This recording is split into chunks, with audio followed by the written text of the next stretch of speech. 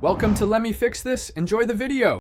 You start by confirming the environment and creating a minimal reproducible case. Run the file and capture the full traceback so you know the error type and line. Once done, isolate the failing line and remove unrelated code. This keeps scope small. Make sure to note Python version and any dependency versions because behavior can change across releases. You will use this focused context for targeted debugging steps that follow. You now run through the middle work. Understand why the error occurs by inspecting values and types at the failing line. Use quick prints or a debugger to see variables and call flow.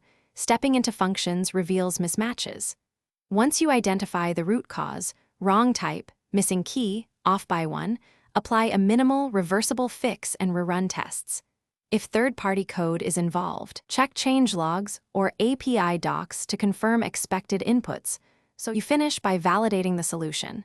Add a unit test that reproduces the original failure, run the full suite, and confirm no regressions. Once green, commit with a clear message and update dependency pins if necessary. Make sure to run linting and quick performance checks when applicable. If the error persists, create a concise issue containing the traceback, minimal reproducible code, and environment details so others can help. This speeds